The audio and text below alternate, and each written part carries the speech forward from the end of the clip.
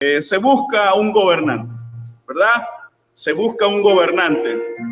Gracias al Señor por la vida de cada uno de los que están ahí conectados, de los que están ahí con esta señal, ¿verdad? Esperamos que Dios pueda bendecir sus vidas, que Dios pueda bendecir sus corazones y que este momento sea un tiempo en donde usted pueda ser llenado de la palabra del Señor. Un saludo a cada amigo, cada hermano que está ahí conectado en esta señal. Vamos a ir a la palabra de nuestro Dios rápidamente al libro de Jueces, capítulo 9.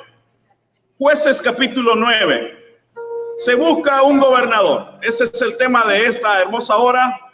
Y hay una palabra de Dios para nuestras vidas. Jueces, capítulo 9.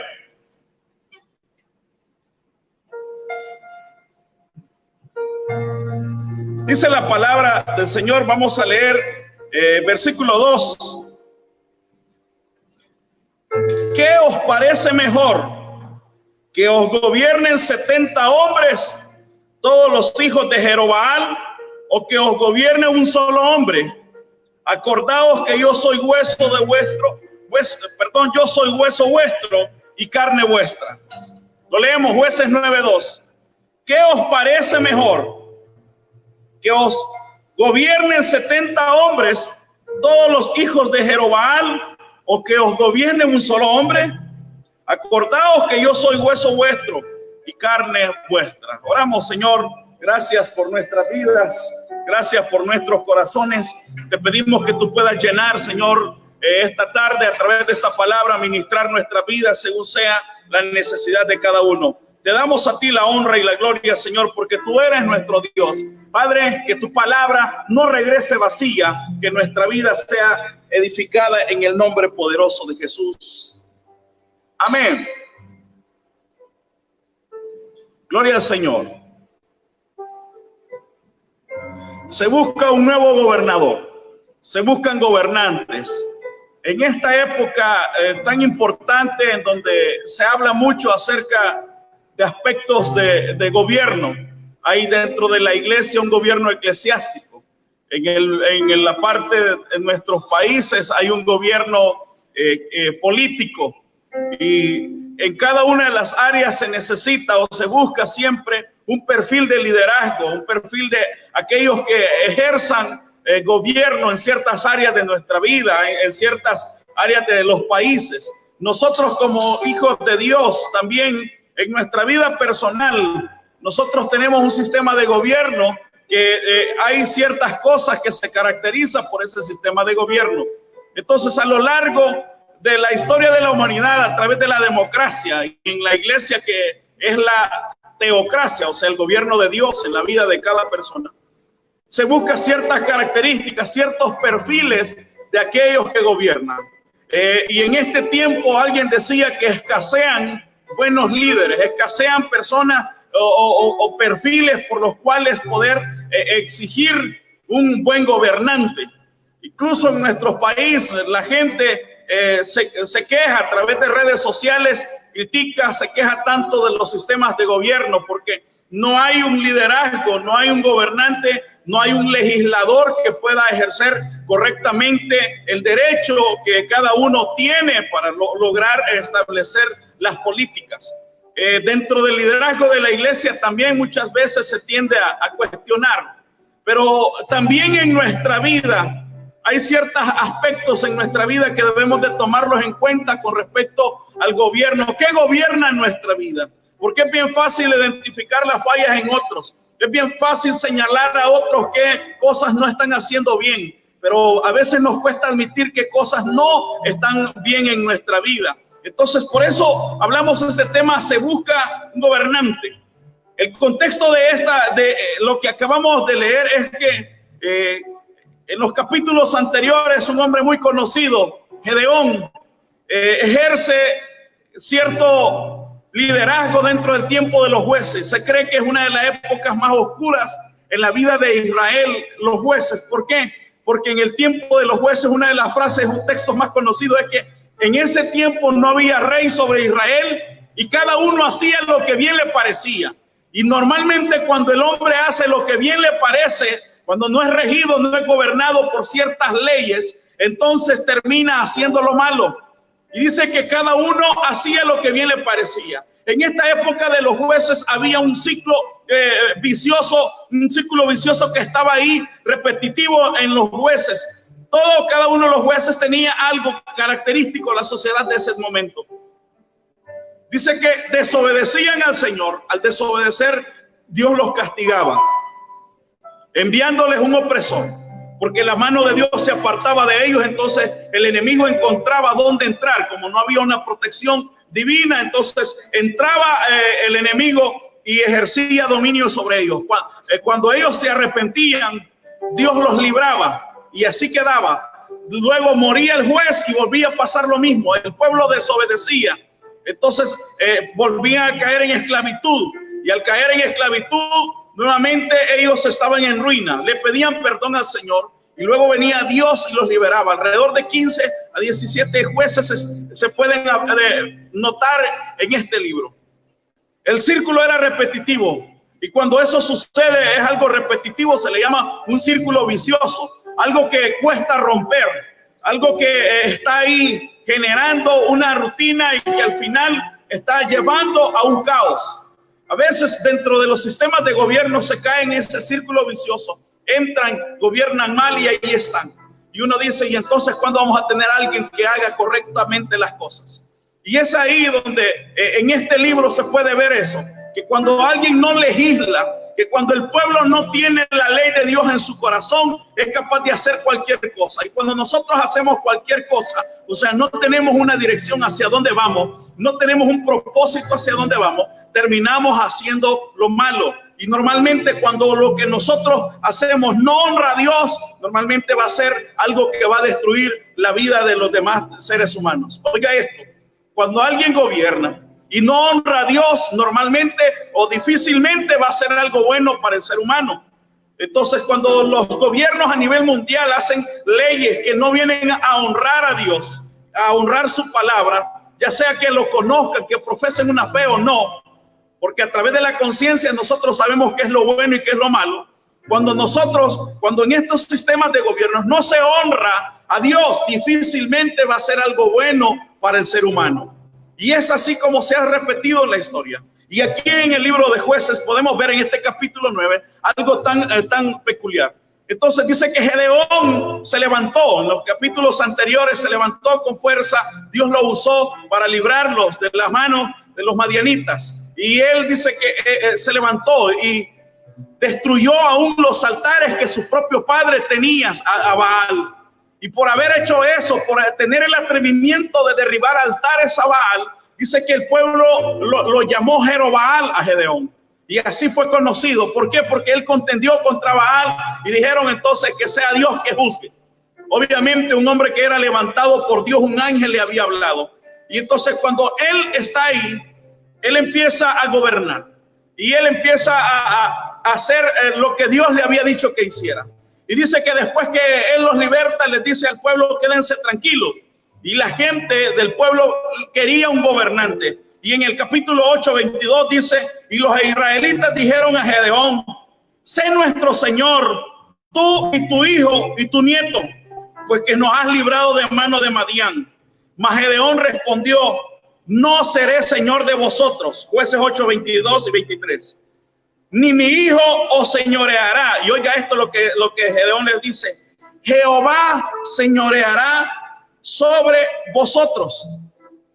La gente estaba clamando desde ya un gobernador, un legislador, y andaban buscando a uno. Y en esa sed de tener a alguien que les legislara, le dicen a Gedeón, lo que acabas de hacer es algo grandioso, eres un líder excelente. Pero Gedeón estaba enfocado en el propósito de Dios. Y esa es la tarea, ese es el trabajo de todo aquel liderazgo, aquel gobernador que debe de enfocarse en el propósito de Dios. Yo no puedo hacer o irme a meter donde Dios no me ha enviado. Yo no puedo hacer algo diferente. En este tiempo la gente anda buscando desesperadamente a alguien que gobierne y a cualquiera no tienen un criterio para seleccionar. A Gedeón le dijeron, acabas de hacer cosas grandes. Pero él había sido llamado por Dios. Le dice, Gedeón, ¿por qué no nos gobiernas tú? Sé, por favor, nuestro Señor. Oiga esto. Y me encanta el enfoque de Gedeón. Les dice, no, ¿verdad? Ellos le están pidiendo, tú, tu hijo y tu nieto nos han librado de manos de Madián. Mire cómo la gente estaba viendo a la persona y no estaba viendo el propósito de Dios. Cuando nosotros nos desenfocamos del propósito divino, de cualquier cosa podemos hacer nuestro propio becerro de oro. Y eso es peligroso, porque andamos buscando, viendo en el ser humano y no esperar en el tiempo de Dios. Cuando andamos exaltando al humano y nos olvidamos de exaltar a Dios, caemos en idolatría y estamos construyendo con nuestra propia vida nuestro propio becerro de oro, al cual estamos admirando y no estamos dando la gloria al Señor. Y eso el Gedeón lo entendió y ellos le dijeron, debes de gobernarnos tú y tu familia, tus nietos, nos has librado, tienes características. Pero la respuesta de Gedeón es un hombre enfocado y le dice, mas Gedeón respondió, Jueces 8:23, no seré señor sobre vosotros, ni mi hijo os señoreará, Jehová señoreará sobre vosotros. Dios no había destinado en ese tiempo un rey. Él solo levantaba jueces que legislaran, que gobernaran, que juzgaran sobre aspectos de la vida. Pero ellos desde ya estaban pensando en tiempos de levantar a alguien, un señor sobre ellos. Por eso la palabra de Dios exalta que Cristo es el Rey de Reyes y Señor de Señores. Es el que gobierna nuestra vida, es el que debe de gobernar nuestros corazones, porque nuestro gobierno no es para simple y sencillamente cuestiones de este siglo. Es un gobierno con una visión espiritual, con una visión eterna. Debemos de entender eso, debemos de entenderlo. Entonces Israel andaba buscando un gobernador. Andaba viendo cualquiera que hacía algo bueno, cualquiera que tenía ciertos dotes, entonces ellos se desvivían por gobernar. Y es que así es en nuestra vida. Cuando nosotros no tenemos a alguien definido, un perfil bíblico definido, cualquier cosa puede gobernar nuestras vidas. Cualquier situación se puede convertir en algo que será nuestro Señor. A cualquiera le vamos a construir el famoso becerro de oro y lo vamos a alabar. Cuando no hay un conocimiento. Por eso dice, mi pueblo pereció porque le faltó conocimiento. Lo malo no eran los gobernadores, lo malo era que no era el tiempo de Dios. Y eso es lo que debemos de entender en este tiempo, iglesia. Eso es lo que debemos entender. No es que la iglesia se oponga a los gobiernos, ya sea eclesiásticos o políticos, sino que la iglesia lo que debe de hacer es buscar entender el tiempo de Dios. Pero en nuestra búsqueda de nuestros propios deseos nos olvidamos de los propósitos de Dios y a cualquiera elegimos como el Señor de nuestras vidas. A cualquiera elegimos como el Señor de nuestros corazones. Y por eso es que vemos hoy cristianos peleándose por política. No es que sea malo que usted opine en política. Lo malo es que no lo hacemos con el carácter de cristiano, sino que ofendemos a la gente y caemos en un vacío en donde nos vemos mal como cristianos. ¿Por qué? Porque peleamos con nuestros propios deseos, con nuestros propios enojos. Y eso no se trata, iglesia. Se trata de tener un sentido común, con una visión del reino de Dios para poder hablar acerca de los gobiernos. Jesucristo mismo dijo, mi reino no es de esta tierra. Porque Él no venía a gobernar, a derrocar a Roma. Él venía a gobernar nuestros corazones. Iglesia, cualquiera puede estar gobernando fuera, pero en nuestros corazones debemos de tener cuidado quién gobierna. Cuando no tenemos un propósito definido, a cualquiera vamos a poner como el Rey y Señor de nuestra vida, aunque no nos demos cuenta. Aunque no nos demos cuenta, andamos buscando un gobernador. Y dice que en la historia que le dijeron a Gedeón, seas tú. Y Gedeón les dijo, no, señores, aquí yo no les voy a gobernar ni mi familia. Quien les va a gobernar es el Señor. Él va a señorear sobre vosotros. Tú que te peleas por política, tú que te peleas por un cargo, ¿quién gobierna tu vida?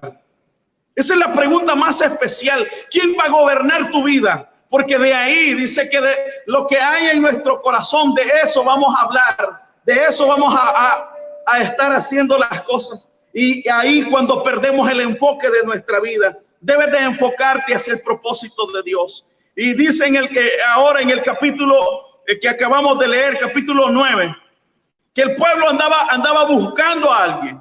Y dice que este Gedeón se le contó que tenía 70 hijos. Entonces ellos querían ponerlos a ellos a gobernar y ellos estaban ahí, estaban en ese dilema. Y de esos hijos se les llama legítimos porque estaban dentro del matrimonio. Había un hombre del que leíamos, pero él estaba ahí preguntándole a la gente. Él les decía, miren, si ustedes, Abimelech le dice, ¿por qué no hacemos algo? En vez de que nos gobiernen 70 personas que ustedes han elegido, ¿por qué no elegimos a uno solo? Y les dice este hombre Abimelech, yo también soy pariente de Gedeón. Y claro, él era hijo ilegítimo de Gedeón porque era hijo de una concubina de Gedeón. Entonces aparentemente tenía 70 hijos, más él que era de los de afuera, 71 hijos. Entonces él le dice, yo soy hueso vuestro, soy carne vuestra. Y en vez de que nos anden buscando un gobernador o los hijos de mi padre, mi medio hermano, nos gobiernen esos 70, ¿qué prefieren? ¿Que nos gobierne uno o que nos gobiernen 70? Y aparentemente este hombre se estaba ofreciendo como un solo gobernante porque él era un hombre que le gustaba, altruista. Pero vamos a ver en el desenlace más adelante qué es lo que hace. Dice que al final lo eligen a él, eligen a Abimelech en los versículos siguientes, lo eligen a él y él queda como gobernador de ellos. El pueblo estaba necesitado de alguien, estaba urgido, de Dios se habían olvidado, pero ellos querían que alguien les gobernara sus corazones. De Dios se habían olvidado. Y es que cuando nos olvidamos de Dios, a cualquiera vamos a poner en el sitio que Dios ocupa. No te olvides del Señor. Y dice que este hombre le dijo, entonces elijan, ¿qué quieren? 70 o solo uno que les gobierne. Ha de haber dicho, pues si le pagamos a 70 se nos va a ir el dinero en lo que hablan estos 70 y demás no hacen nada, solo a dormir a las asambleas que tienen. Entonces le dice, sé entonces vos nuestro gobernador, y lo pusieron ahí. Y al ponerlo, dice que este hombre empieza a obrar mal. En el versículo 4 dice que cuando a él lo pusieron, oiga lo que empezó a hacer.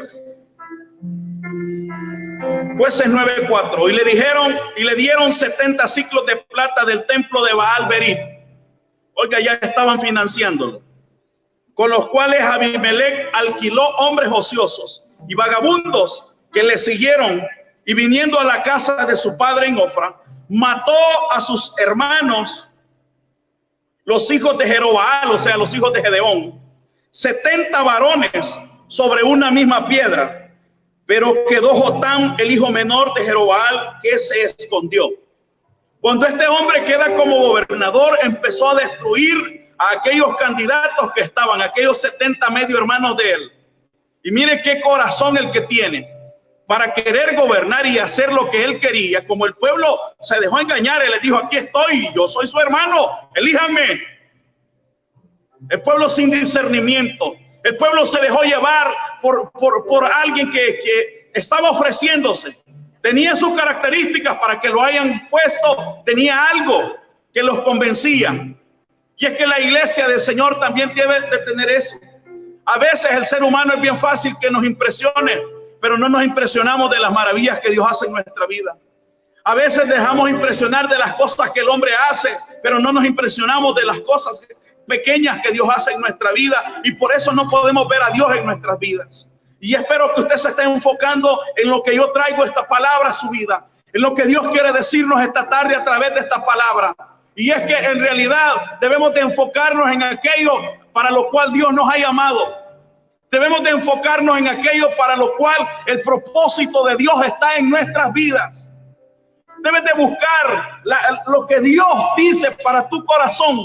Y vea cómo dice, y ellos, este hombre empezó a ser financiado, le dieron 70 ciclos de plata del templo de Baal Berit, o sea, de un dinero, no de las cosas de Dios, sino de un lado donde no podían, empiezan a financiar su gobierno. Y este hombre con ese dinero empieza a contratar hombres ociosos y vagabundos que le siguieron, y ellos vino y mató a sus 70 hermanos.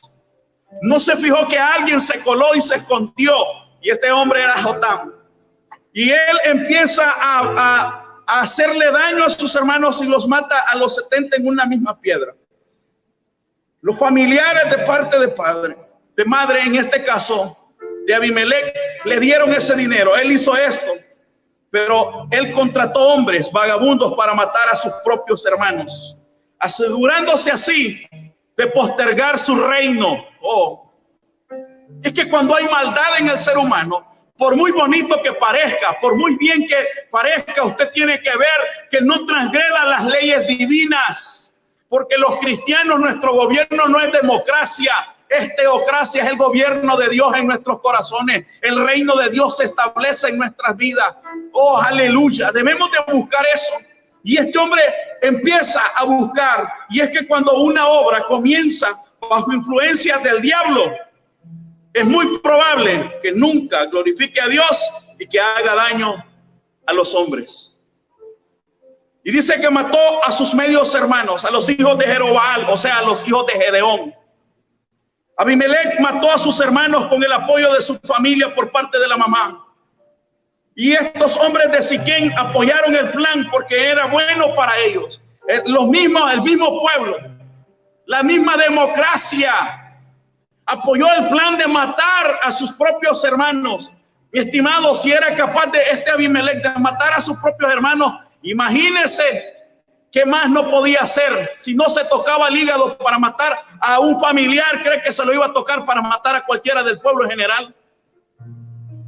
Sentido común, dirección divina. Pero el pueblo estaba encantado con su nuevo líder que habían tanto buscado, habían añorado. Entonces dijeron, en vez de estos 70 los hacemos a un lado, los eliminamos y ahora dejamos a un solo. Y este hombre es verdad, es lo mejor que teníamos, lo que estábamos esperando. Yo no quiero atacar a nadie políticamente, yo quiero hablar la palabra de Dios para que como iglesia tengamos sentido común de cualquier forma. Y esto aplica en 3 áreas, puede ser la parte política, esto aplica en la parte eclesiástica y esto aplica sobre todo en nuestra vida personal, que es lo que nos gobierna. Y a esas 3 áreas quiero que usted y yo a través de esta palabra podamos ser instruidos y llevarla este consejo. A lo mejor no era lo que tú estabas pensando en otras situaciones, pero es tiempo, iglesia, de poder establecer patrones de conducta en nuestra vida, criterios de selección para elegir qué es lo que nos va a gobernar nuestros corazones. Ya no podemos vivir cometiendo los mismos errores en nuestra vida. Es tiempo que en esta pandemia nosotros salgamos renovados, y la mejor forma es tener un criterio amplio que la palabra de Dios nos da a nuestros corazones para no dejarnos llevar, para no establecer a cualquier persona en nuestro corazón, para no levantar nuestro propio becerro de oro. Dice que cuando él mata, esto se vuelve grave. Jotán se escapa y luego aparece. Y dice que trae un mensaje al pueblo. Jotán, el otro muchacho, el medio hermano de este hombre Abimelech. Abimelech estaba gobernando, los de Siquem lo estaban apoyando, lo estaban financiando con dinero mal habido, pero ahí iba. Estaban encantadísimos de la reforma. Y dice que después desaparece del anonimato, a los 3 años vuelve a aparecer Jotán. Y este hombre, Jotán, el hijo menor de Gedeón, se para en un peñasco, en la cumbre de un monte, y trae un mensaje al pueblo a través de una parábola. Y quiero que nos detengamos a leerla. Jueces capítulo 9, versículo 7. Te voy a invitar a que uses tu Biblia ahí, y eso te va a ayudar mucho. Escuche esto. Jueces capítulo 9, versículo 7. Y les dijo Jotán: fueron una vez los árboles a elegir rey sobre sí, y dijeron al olivo: reina sobre nosotros. Mas el olivo respondió: he de dejar mi aceite, con el cual en mí se honra a Dios y a los hombres, para ir a ser grandes sobre los árboles. Jotán les cuenta una fábula muy interesante, y donde les habla de que los árboles del campo eligieron quién les iba a gobernar. Buscaron un gobernador, y al primero que encontraron le dicen en este caso al árbol de olivo: ¿por qué no nos gobiernas tú? Sé tú nuestro gobernador. A través de esta fábula, ¿verdad?, donde estos árboles son personificados, Jotán les deja una profecía y una enseñanza, una moraleja muy importante que al final se cumple. Y les dice: Le dijeron al olivo y el olivo respondió: he de dejar mi aceite con el cual en mí se honra a Dios y a los hombres para ir a ser grande sobre los árboles. Entonces él, en otras palabras, el olivo les dijo que no. Cuando los árboles preguntaron, le dijeron al olivo: ¿por qué no nos gobiernas tú? Y es ahí donde quiero hablarte de 4 enseñanzas bien importantes. Número 1, la enseñanza del olivo: no negocies la unción por el poder. Número 1, la enseñanza que nos deja el olivo: no negocies la unción por el poder. Muchos, por tener un poder dentro de ya sea de un cargo eclesiástico, ya sea de un cargo político, o por tener un poder personal, han negociado la unción de Dios. El olivo les dice, el olivo representa la unción. Él les dice: con mi aceite, el cual se honra a Dios y a los hombres. A honrar es adorar, es alabar, es hablar en bien de. Y el olivo dice: no, hombre, yo estoy bien, estoy enfocado produciendo aceite, y con ese aceite se está honrando a Dios en el templo. Se lleva mi aceite, se ocupa en el tabernáculo, y ahí es donde a través de mi aceite se alumbra a otros. Entonces le dice el olivo: yo no tengo tiempo para gobernar, porque no es ese mi propósito. Mi propósito es producir aceite para poder honrar a Dios y a los hombres. ¿Qué estaba diciendo el olivo? No voy a negociar la unción de Dios por el poder terrenal. ¡Wow! ¡Qué enseñanza más básica! Cuando nosotros debemos de honrar a Dios, la unción de Dios. El aceite representa la unción en nuestra vida.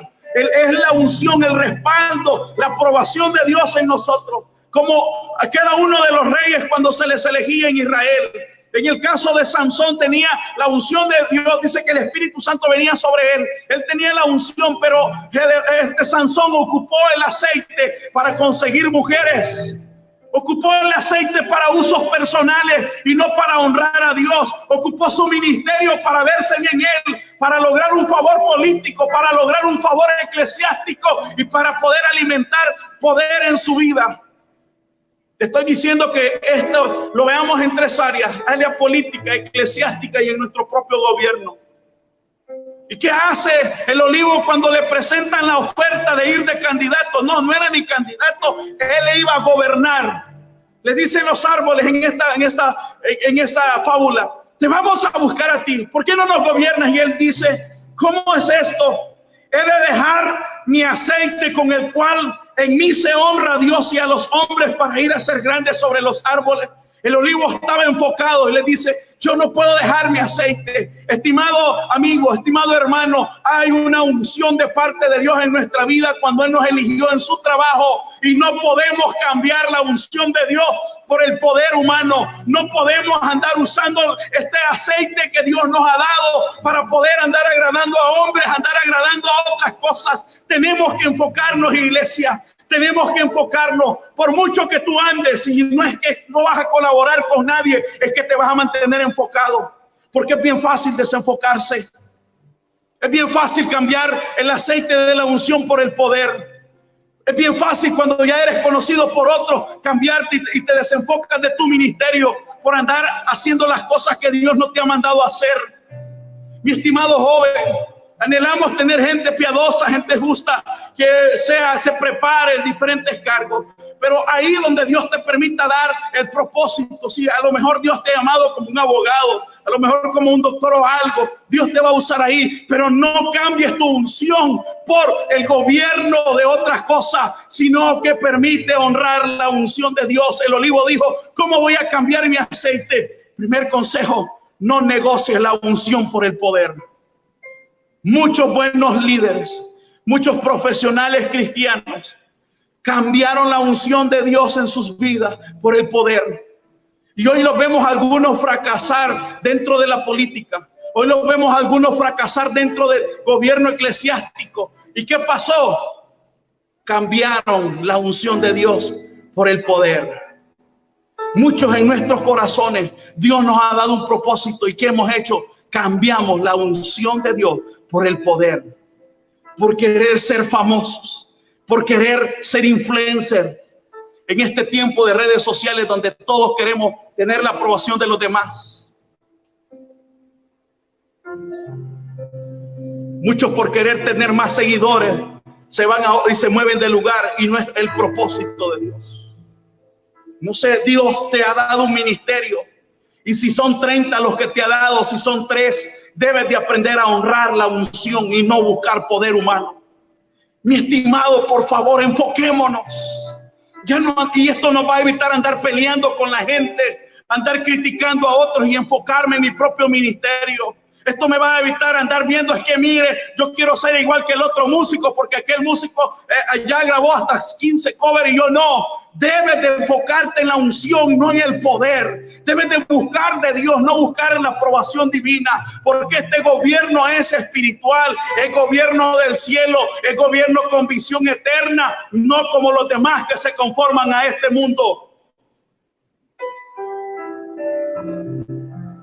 El olivo nos enseña que no es negociable la unción por el poder. Seguimos leyendo. El olivo se menciona muchas veces en la Biblia. Crece en terrenos pedregosos como en terrenos húmedos.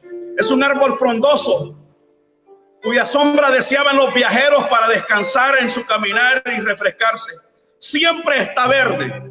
Es más, en el diluvio se habla que en la palomita, cuando Noé la suelta y ella va, lo único que pudo encontrar es una hojita de olivo. Los hijos de Dios, al igual que el olivo, estamos llamados a crecer en todo tiempo, a estar verdes todo el tiempo para poder dar el fruto deseado.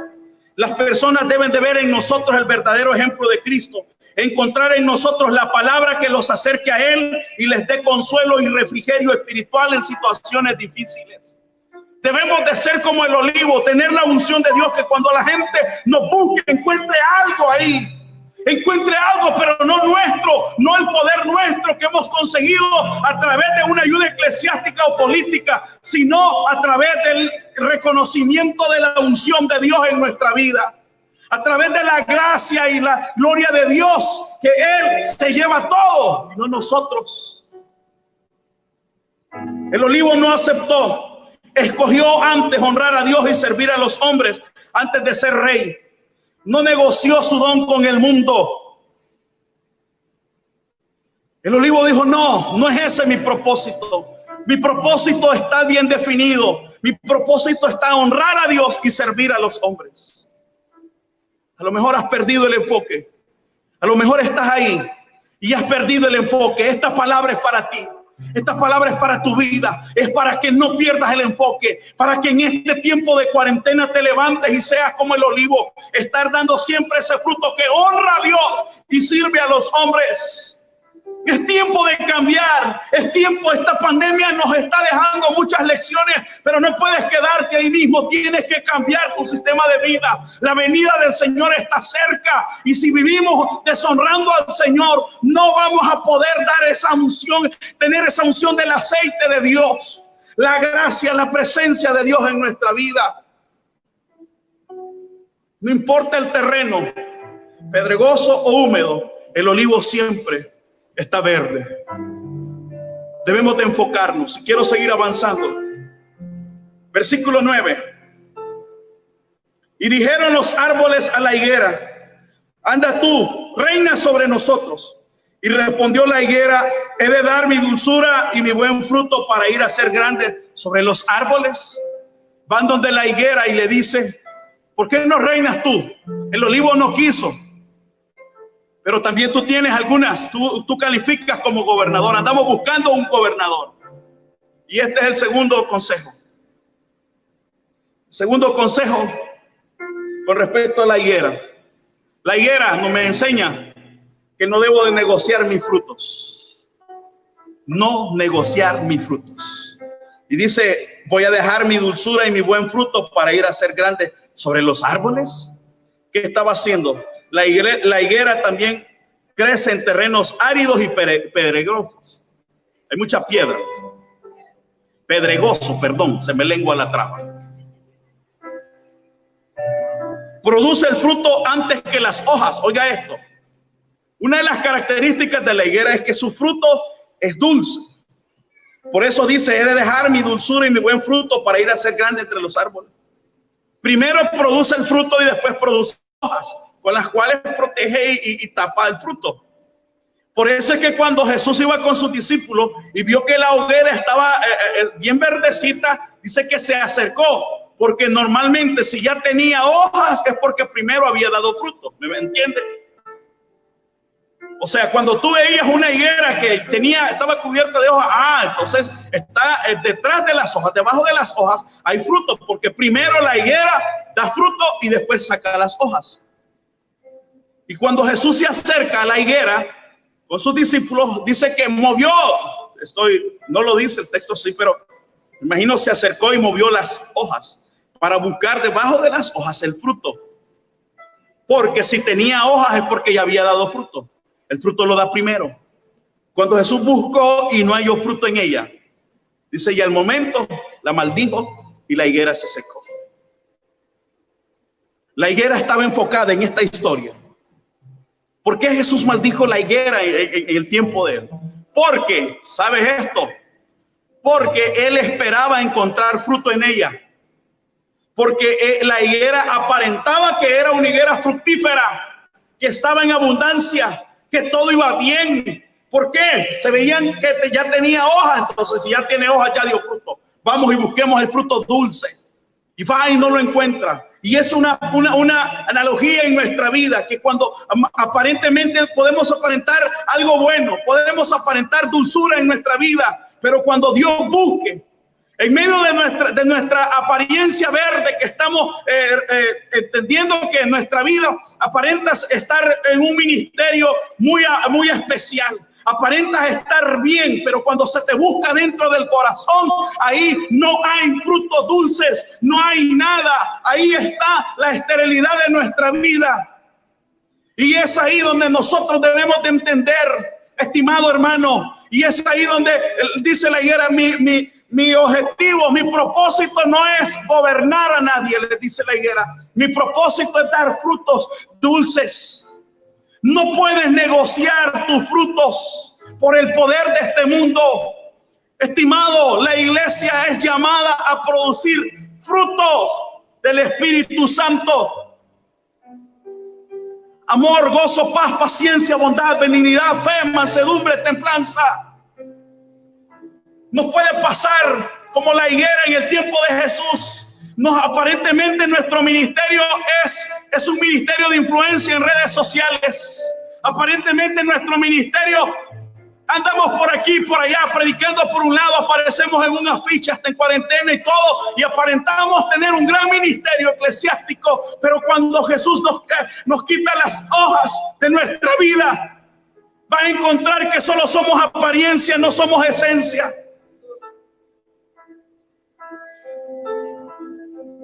Y eso es lo que debemos de entender. Hay gente que para ganarse a los cristianos se disfraza de cristiano en la política y solo menciona a Dios, y ya todos creemos que este honra al Señor, pero cuando le quite las hojas y va a ver el fruto, no son frutos de en realidad que honran al Señor. Muchas veces podemos tener un cargo en el liderazgo y podemos aparentar tener un fruto de que estamos siendo fructíferos, que estamos dando, porque nuestras hojas se ven verdes, porque ya dimos hojas. Entonces la gente supone que si hemos dado hojas es porque tenemos fruto debajo de las hojas. Pero cuando Dios viene y analiza nuestro corazón, ahí está el problema. Porque no nos estamos enfocando en dar el fruto que Dios espera. Estamos enfocados en la aprobación de la gente, en cuántos likes me dan, y no en cuánto está el like de la aprobación de Dios. Hoy es un buen tiempo. Hoy es un buen tiempo. Hoy es un buen tiempo. El olivo me enseña que la unción no es negociable por el poder. La higuera nos enseña que no debemos de negociar nuestro fruto. Voy avanzando, por favor. Versículos 12 y 13 del capítulo 9 de Jueces. Jueces 9, 12 y 13. Oiga lo que dice. Dijeron luego los árboles a la vid: pues ven tú, reina sobre nosotros. Y la vid les respondió: he de dejar mi mosto que alegra a Dios y a los hombres para ir a ser grande sobre los árboles. Buscando otro gobernador, le preguntan a la vid. Le dicen: ¿y por qué no nos gobiernas? Y la vid les está diciendo: voy a dejar mi mosto que alegra a Dios. El mosto era el vino. Le llamaban el vino nuevo, el recién hecho. El vino nuevo era un jugo de uva poco fermentado. Alegraba a Dios y a los hombres en las fiestas de la cosecha. El pámpano de la vid lleva fruto en abundancia, es próspera.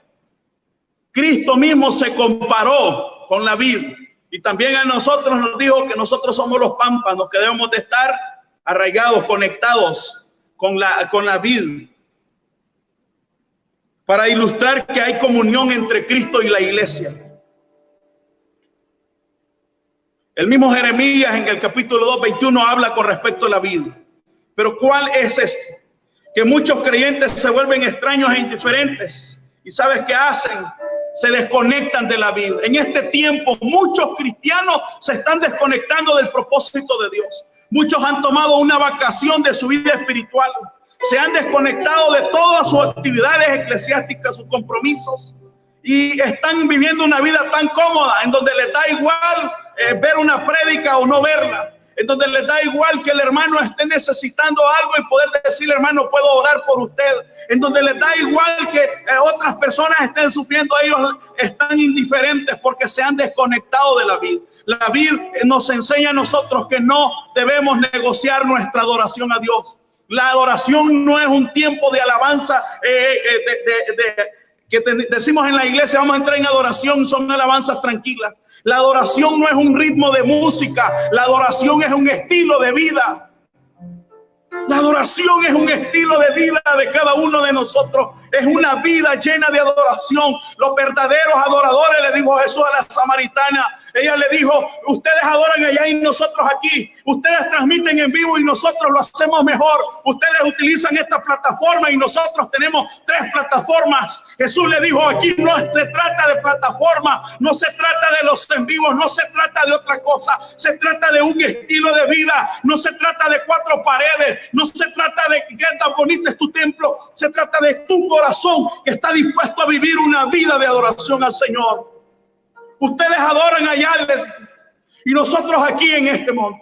Jesús le dijo, créame mujer, que los verdaderos adoradores adorarán al Padre en espíritu y en verdad. Es un estilo de vida, no es liturgias humanas.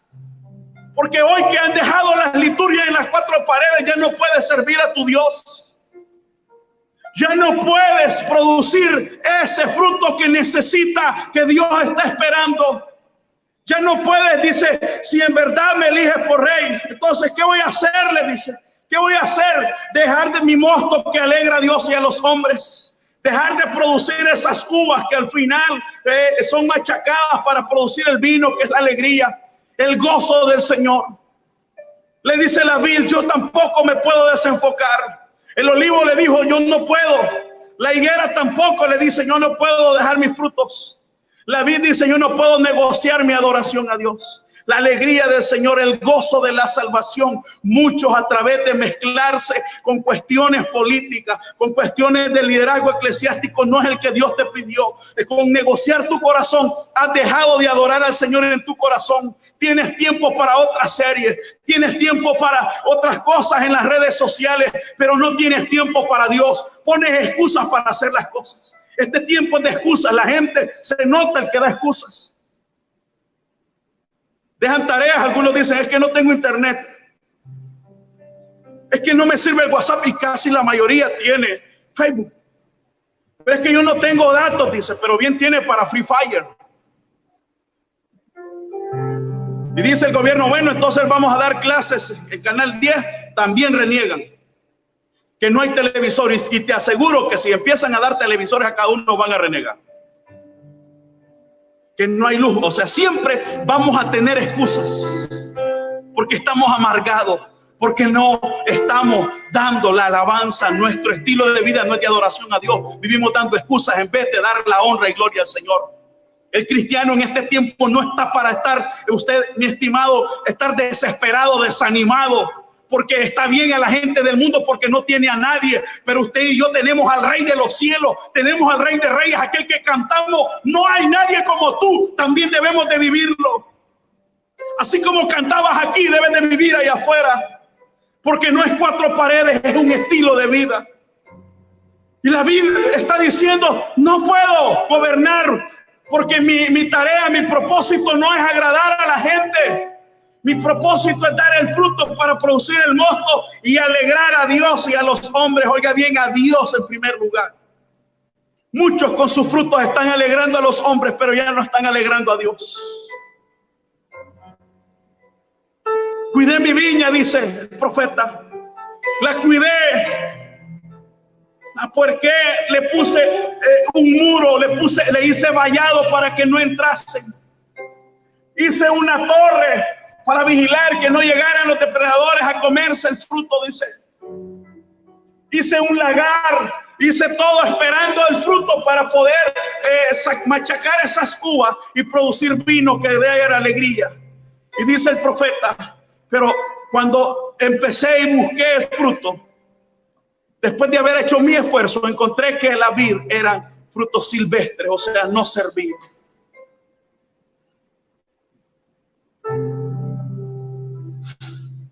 Dios está buscando en su iglesia, en su vida, fruto. Y va a ser gran decepción que en tiempo de cuarentena estemos dando frutos silvestres.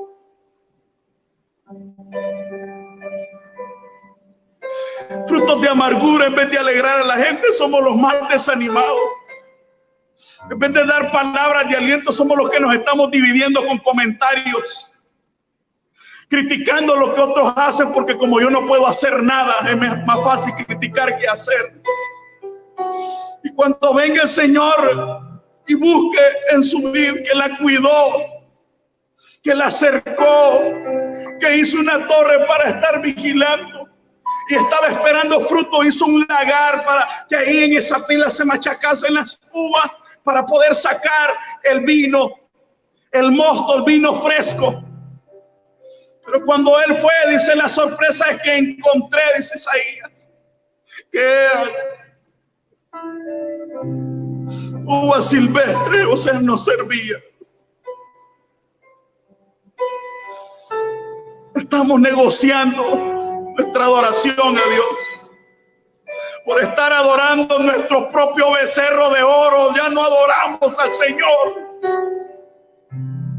Por estar más conectados de las noticias, ya no buscamos la mejor noticia del Evangelio en su palabra. Ya nos alegra más los bonos que da el gobierno que las bendiciones que Dios nos da a través de su palabra.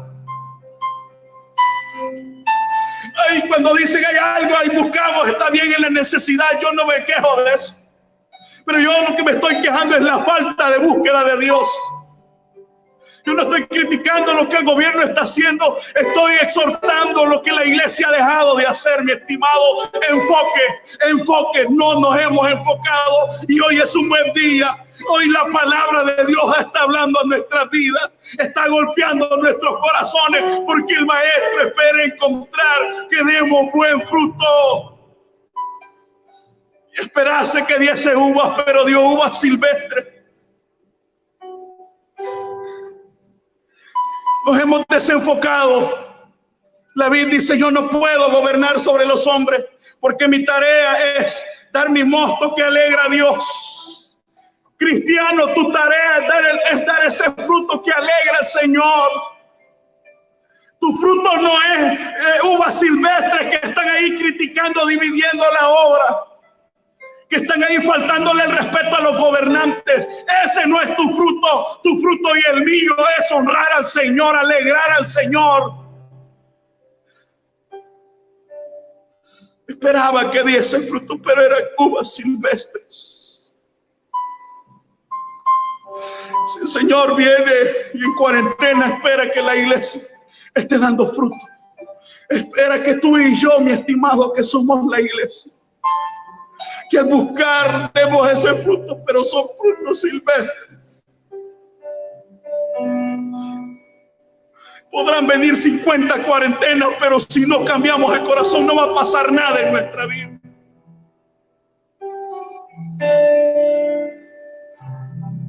Buscamos otras cosas, pero no buscamos la palabra de Dios para cambiar. Seguimos con el mismo liderazgo mediocre que tenemos. Aparentamos piedad en redes sociales, pero en nuestro corazón no estamos dando el fruto que Dios espera. Es tiempo de levantarnos, es tiempo de decir: Señor, aquí estamos. Es el tiempo de buscar de Dios. Oh, aleluya, aleluya. Quiero terminar leyendo el versículo 14 y 15 de Jueces capítulo 9, y dice: dijeron entonces todos los árboles a la zarza: anda tú, reina sobre nosotros. Y la zarza respondió a los árboles: si en verdad me elegís por rey sobre vosotros, venid, abrigaos bajo mi sombra, y si no, salga fuego de la zarza y devore a los cedros del Líbano. Número 4. La zarza me enseña que no debes dejar gobernar la arrogancia en tu vida. Mire qué bonito. El olivo dijo: no puedo desenfocarme. La higuera dijo: no, yo estoy dando frutos. La vid tampoco quiso y fueron a la zarza. Y si las otras, que eran mejores árboles, que daban fruto, no quisieron, cualquiera pudo haber dicho: la zarza va a decir: no, hombre, de estos tres, ni ellos quisieron y como me buscan a mí. Es lo que el sentido común espera. Pero ¿qué dijo la zarza? ¡Oh, démosle! Eso sí les dijo: si en verdad me eligen por rey sobre vosotros, ya poniendo ya sus requisitos. Hay gente que ni ha sido elegida en el liderazgo y ya se anda autoproclamando. Es la arrogancia, mi estimado. Hay gente que ni siquiera Dios le ha mandado a hacer eso y ya anda autoproclamándose. Ya andan buscando su propio salir bien ellos y no les importa si es el propósito de Dios o no. Si hay algo en lo que debemos de tener cuidado, es en tener éxito en lo que Dios no nos ha mandado a hacer. Y muchos tenemos éxito en lo que Dios no nos ha mandado a hacer. Y es que no se trata de lo que yo quiero hacer, se trata de lo que Dios me pide. Saúl fue un problema de un gobierno muy diferente. ¿Por qué? Porque Saúl siempre hacía lo que no se le mandaba hacer. Él era rey y hacía las funciones del sacerdote. Si bien Dios lo usó al inicio para profetizar, pero su trabajo no era ni de profeta ni de sacerdote. Su tarea era hacer bien su trabajo de rey, legislar correctamente, ser un buen gobernador.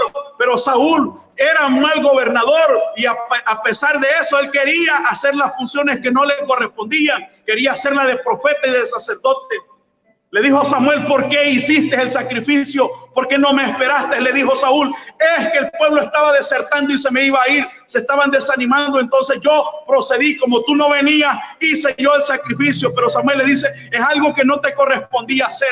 Muchos de nosotros estamos haciendo la tarea que no nos corresponde. Estamos al igual que la zarza. No hemos sido llamados para eso, pero la zarza en su arrogancia dijo: yo lo voy a hacer. Por eso dice: Jehová desechó a Saúl del reinado. Saúl, siendo rey, hoy quería ser sacerdote. Muchos de nosotros hoy que somos sacerdotes y profetas andamos queriendo ser reyes. Hoy es al revés del tiempo de Saúl. He visto a muchos que son sacerdotes y profetas y andan queriendo ser reyes. No, mi hermano, no os engañéis a vosotros mismos. Hagamos la función, la tarea de la iglesia es ser sacerdotes. Declarar en la palabra de Dios que está ahí. No ande inventando otras cosas. Perdónenme. No ande inventando otros términos. No ande buscando en otros lados una respuesta a esta pandemia. Los cristianos tenemos una respuesta bíblica a esta pandemia. No me ande buscando otra cosa y no estoy subestimando las medidas. Hay que acatarlas y las acatamos. Pero por favor, iglesia, despertemos. Este es el tiempo nuestro. Este es el tiempo de la iglesia de dar una respuesta como iglesia. ¿Y qué dice la zarza? Si en verdad me eligen por rey sobre vosotros, venid y abrigaos bajo mi sombra. ¿Y cuál es la sombra que da la zarza? Si crece muy abajo con sus espinas, no puede dar sombra. Si no, salga fuego de la zarza y devore a los cedros, o sea, otros más grandes. Muchos nos cuesta honrar a nuestros líderes. A muchos nos está costando porque quieren que nos honren a nosotros. Muchos no quieren honrar a las autoridades eclesiásticas, pero sí que están de hipócritas honrando las autoridades de otro lado. Muchos no quieren honrar a Dios y están buscando que honren a los hombres. Mi estimado, enfoquémonos. Y la zarza dijo: la zarza crece en cualquier lugar, es abundante, pero en espinas, no en frutos. Tipifica el dolor y el sufrimiento. Ahoga a los otros árboles. Según va creciendo, va ahogando a los demás. Ahoga y arropa todo lo que tiene a su alcance y lo destruye. Hoy más que nunca vivimos en un mundo en donde la zarza es la que más abunda y domina. Ya no encontramos olivos, ya no encontramos vides, ya no encontramos higueras. Hoy encontramos más zarzas. Se han descuidado las viñas. Las viñas se han echado a perder. Los árboles del campo ya no dan su fruto. Hoy la zarza está reinando en los corazones. Hoy la gente, mire, tantos políticos aprobando leyes que vienen a destruir la misma integridad de la iglesia. Pero solo cuando es tiempo de campaña mencionan a Dios y hablan de Dios les bendiga. Pero cuando ya tienen el poder se olvidan. Pero el problema no es de ellos, es nuestro como iglesia, porque no usamos ni el sentido común. Debemos de honrar al Señor. Hoy cualquiera que se pone un saco y habla, ya creemos que es un profeta y es falso profeta. Son zarzas. Muchos se alejan de Dios. Donde hay alimento, se alejan de su lugar. Se alejan de su cobertura pastoral por ir y buscar, como la zarza en el desierto. Y después son llenados de sufrimiento, de pecado. Y las situaciones difíciles de la vida están ahogando sus corazones. Por eso es que nosotros como cristianos esta pandemia no nos va a ahogar. Si morimos, morimos con Cristo, mi estimado. Eso solo lo hace la zarza, ahoga, aflige, desanima. Pero nosotros damos frutos de dulzura. Producimos el mosto que alegra al Señor, dice la vid.